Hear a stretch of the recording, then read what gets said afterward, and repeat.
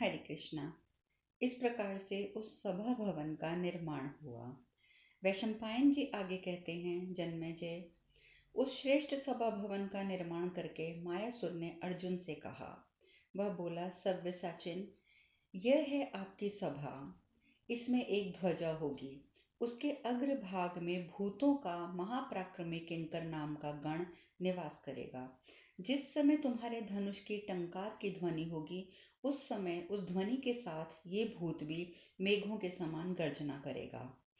यह जो सूर्य के समान तेजस्वी अग्निदेव का उत्तम रथ है, और ये जो श्वेत वर्ण वाले दिव्य एवं बलवान अश्वरत्न हैं, तथा यह जो वानर चिन्ह से उपलक्षित ध्वज है, इन सब का निर्माण माया से ही हुआ है। यह ध्वज वृक्षों में कहीं अटकता नहीं है, तथा अग्नि की लपटों के समान सदा ऊपर की ओर उठता रहता है।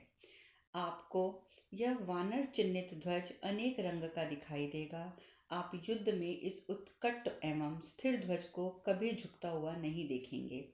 ऐसा कह के मायासुर ने अर्जुन को हृदय से लगा लिया और उनसे विदा लेकर अभीष्ट स्थान को चला गया।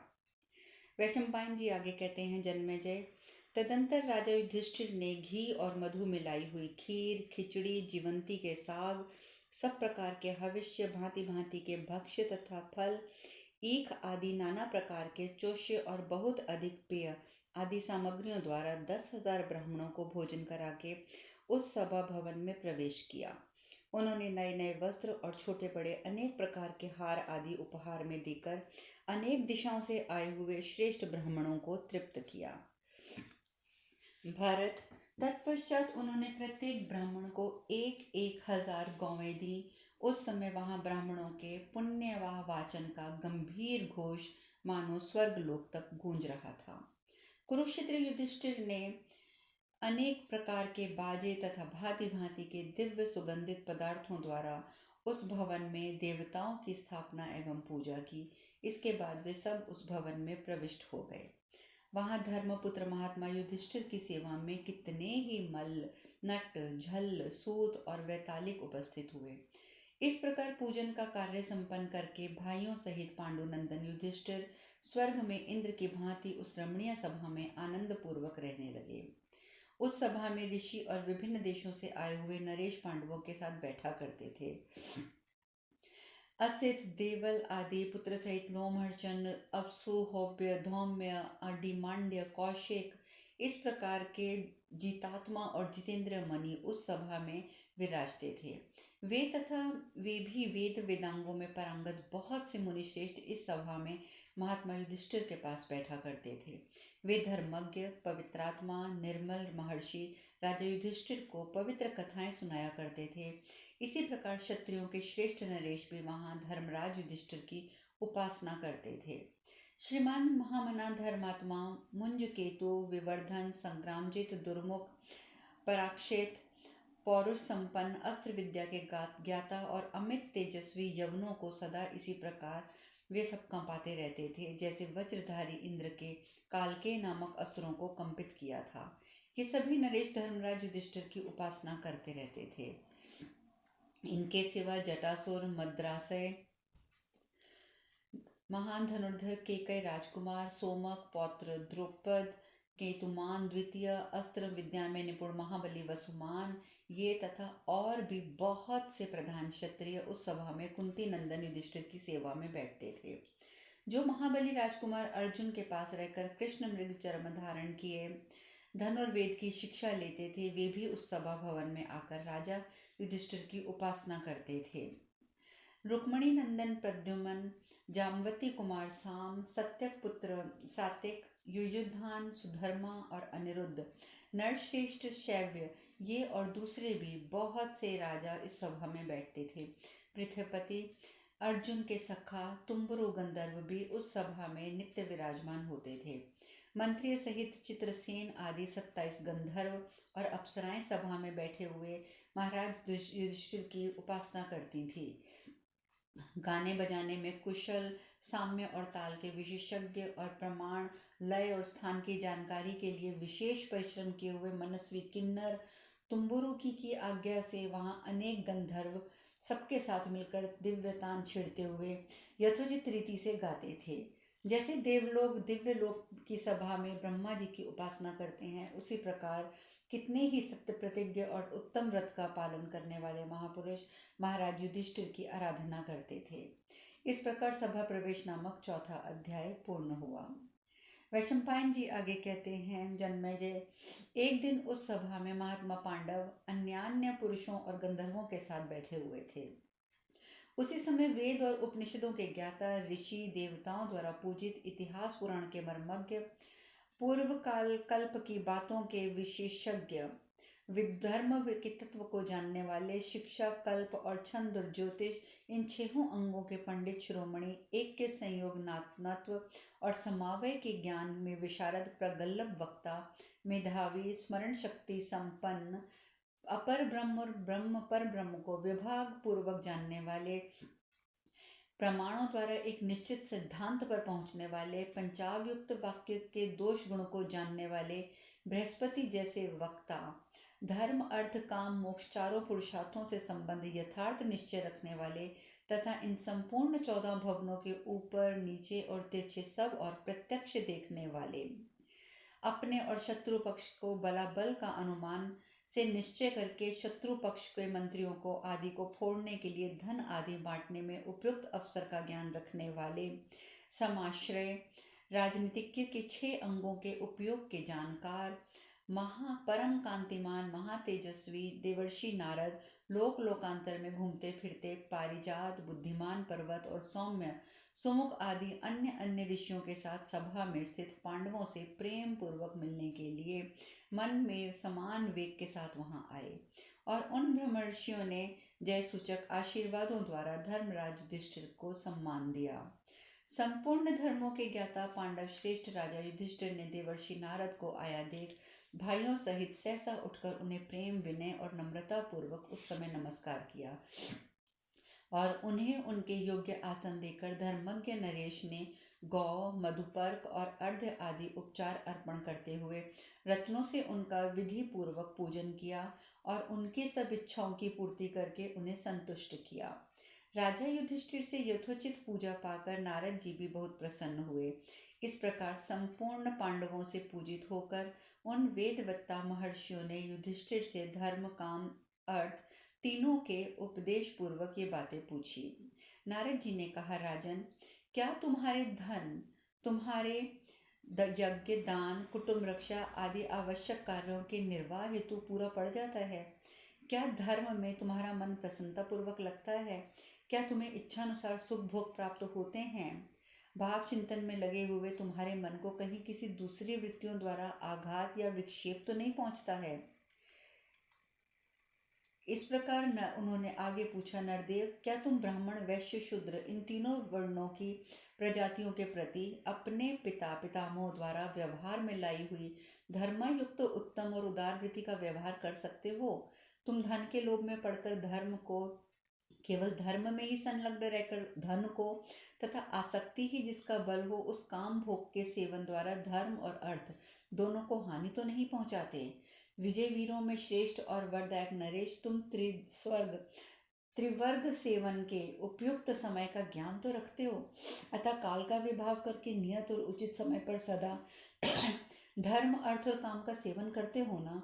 निष्पाप युधिष्ठिर, क्या तुम राजोचित 6 गुणों द्वारा 7 उपायों की अपने और शत्रु महाबल की तथा देशपाल दुर्गपाल आदि 14 व्यक्तियों की भली भांति परख करते हो?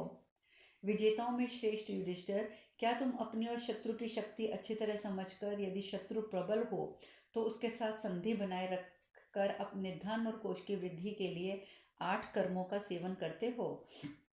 तुम्हारी मंत्री आदि 7 प्रकृतियां कहीं शत्रुओं में मिल तो नहीं गई हैं? तुम्हारे राज्य के धनी लोग बुरे व्यसन से बचे रहकर सर्वथा तुमसे प्रेम तो करते हैं ना? जिन पर तुम्हें संदेह नहीं होता, ऐसे शत्रु के गुप्तचर कृत्रिम मित्र बनकर तुम्हारे मंत्रियों द्वारा तुम्हारी गुप्त मंत्रणा को जानकर उसे प्रकाशित तो नहीं कर देते हैं? क्या तुम मित्र शत्रु उदासीन लोगों से संबंध में ये ज्ञान रखते हो कि कब क्या करना चाहिए?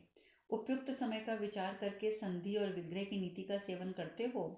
क्या तुम्हें इस बात का अनुमान है कि उदासीन और मध्यम व्यक्तियों के प्रति कैसा बर्ताव करना चाहिए? वीर, तुमने अपने स्वयं के समान विश्वसनीय युद्ध किसी बात को अच्छी तरह समझने में समर्थ, उत्तम कुल में उत्पन्न और अपने प्रति अत्यंत अनुराग रखने वाले पुरुषों को ही मंत्री बनाया है ना। क्योंकि भरत राजा की विजय प्राप्ति का मूल कारण अच्छी मंत्रणा अर्थात सलाह और उसकी सुरक्षा ही है, जो सुयोग्य मंत्री के अधीन ही होता है। तात मंत्र को गुप्त रखने वाले उस शास्त्रज्ञ सचिवों द्वारा तुम्हारा राष्ट्र सुरक्षित तो है ना, शत्रुओं द्वारा उसका नाश तो नहीं हो रहा। तुम असमय ही निद्रा के वशीभूत तो नहीं होते हो, समय पर जग तो जाते हो ना। अर्थशास्त्र के जानकर तो तुम हो ना, रात्रि के पिछले भाग में जग कर अपने अर्थ के विषय में विचार तो करते हो ना। कोई भी गुप्त मंत्रणा मंत्रणा 2 से 4 कानों तक गुप्त रहती है ना, 6 कानों में जाकर क्योंकि वो फूट जाती है। इसीलिए मैं तुमसे पूछता हूँ, तुम किस गुड़ विषय पर अकेले ही तो विचार नहीं करते, अथवा बहुत लोगों के साथ बैठकर मंत्रणा तो नहीं करते। कहीं ऐसा तो नहीं कि तुम्हारी निश्चित ही कोई गुप्त मंत्रणा फूट कर शत्रुओं के राज्य में फैल जाती हो। धन की वृद्धि के उपायों का निश्चय करके उसमें मूलधन को कम लगाना पड़ता हो, किंतु वृद्धि अधिक होती हो, उतना शीघ्रता पूर्वक आरंभ तो करते हो ना। तुम्हारे राज्य के किसान मजदूर श्रमजीवी तुमसे अज्ञात तो नहीं है ना, क्योंकि महान अभ्युदय और उन्नति में सबका स्नेहपूर्ण सहयोग ही कारण होता है। क्योंकि चिरकाल से अनुग्रहित होने पर भी विज्ञात विश्वापात और स्वामी के प्रति अनुरक्त रहते हैं। कृषि आदि के कार्य विश्वसनीय लोभ रहित बड़े बूढ़ों के समय से चले आने वाले कार्यकर्ताओं द्वारा ही कराते हो ना। तुम्हारे यहाँ जो शिक्षा देने का काम करते हैं वे धर्म और संपूर्ण शास्त्र के मर्मज्ञ विद्वान होकर ही राजकुमारों को और मुख्य मुख्य योद्धाओं को सब प्रकार की शिक्षाएं देते हैं ना। तुम हजारों मूर्खों के बदले एक पंडित को ही तो खरीदते हो ना, अर्थात आदरपूर्वक स्वीकार करते हो ना। क्या तुम्हारे सभी दुर्ग धन धान्य अस्त्र शस्त्र सब सैनिकों से भरे हैं ना। यदि एक भी मंत्री मेधावी शौर्य संपन्न संयम और चतुर हो तो राजा अथवा राजकुमार को विपुल संपत्ति की प्राप्ति होती है। क्या तुम शत्रु पक्ष के 18 और अपने 15 पक्ष के 15 तीर्थों के 3-3 अज्ञात गुप्तचरों द्वारा देखभाल और जांच पड़ताल कराते तो रहते हो ना। शत्रुसूदन, तुम शत्रुओं से अज्ञात सतत सावधान और नित्य प्रयत्नशील रहकर अपने संपूर्ण शत्रुओं की गतिविधियों पर दृष्टि तो रखते हो ना। क्या तुम्हारे पुरोहित विनयशील कुलीन हैं। तुमने अग्निहोत्र के लिए विविध बुद्धिमान और सरल स्वभाव के ब्राह्मण तो नियुक्त किए हैं ना।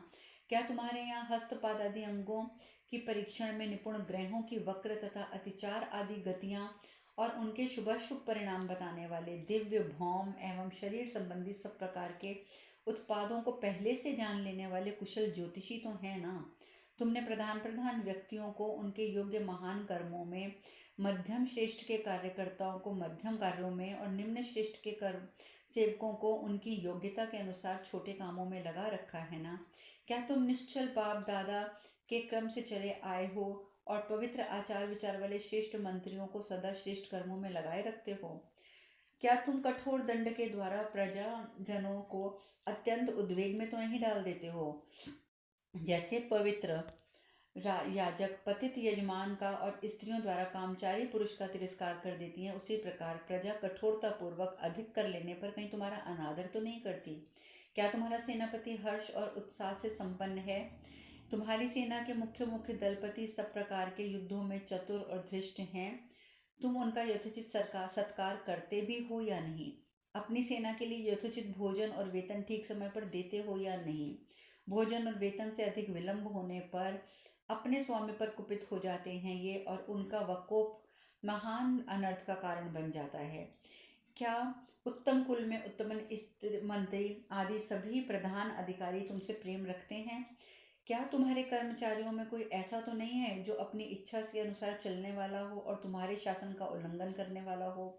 तुम्हारे यहाँ काम करने वाला कोई पुरुष अपने पुरुषार्थ से जब किसी कार्य को अच्छे ढंग से संपन्न करता है तब वह आपसे अधिक सम्मान अथवा अधिक भत्ता और वेतन पाता भी है या नहीं। क्या तुम विद्या से विनयशील और ज्ञान निपुण मनुष्यों के गुणों के अनुसार यथा योग्य धन देकर उनका सम्मान करते हो। जो लोग तुम्हारे हित के लिए सहर्ष मृत्यु का वर्ण कर लेते हैं उन अथवा भारी संकट में पड़ते हैं, उनके बाल बच्चों की रक्षा तुम करते हो या नहीं।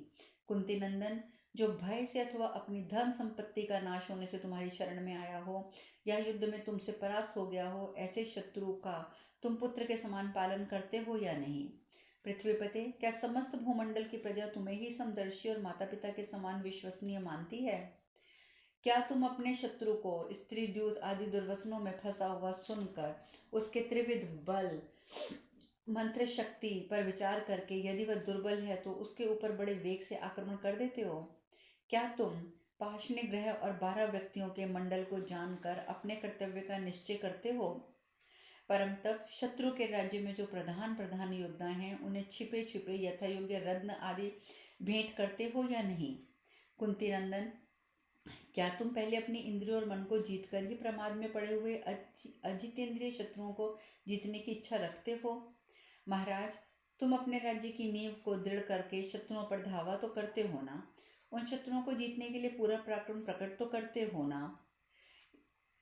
शत्रुओं को संतप्त करने वाले महाराज, तुम शत्रुओं के राज्य में अनाज काटने और दुर्भिक्ष के समय उपेक्षा न करके रणभूमि में शत्रुओं को मारते तो हो ना। महाराज, तुम्हारे खाद्य पदार्थ, शरीर में धारण करने वाले वस्त्र आदि तथा सूंघने के उपयोग में आने वाले सुगंधित द्रव्यों की रक्षा विश्वस्त पुरुष ही करते हैं ना। क्या तुम प्रधान अस्त्र शस्त्र आय के साधनों की रक्षा स्वयं अपने निरीक्षण में करवाते हो या नहीं करवाते हो? प्रजापालक नरेश, क्या तुम रसोइये आदि भीतरी सेवकों, सेनापति अथवा बाह्य सेवकों को भी उनकी रक्षा करते हो या नहीं करते? तुम्हारे सेवक पूर्व काल में तुमसे मद्यपान, द्यूत, क्रीड़ा, युवती, स्त्री आदि दुर्व्यसनों में तुम्हारा समय और व्यर्थ नष्ट करने का प्रस्ताव तो तुम्हारे समक्ष नहीं रखते? क्या तुम आय का 1/4, आधा अथवा 3/4 भाग सारा खर्च तुम कर देते हो? तुम अपने आश्रित कुटुंबी लोगों की देखरेख करते हो? तुम्हारी आमदनी और खर्च को लिखने जोड़ने का काम में लगाए हुए लेखक और गणक क्या प्रतिदिन तुम्हारे समक्ष अपना हिसाब प्रस्तुत करते हैं? भारत, तुम उत्तम, मध्यम, अधम श्रेणी के मनुष्यों को पहचान कर क्या उन्हें उनके अनुरूप कार्यों में लगाते हो? इस प्रकार से बहुत से प्रश्न किए नारद मुनि ने। अब शेष कथा कल। हरे कृष्णा, हरे कृष्णा।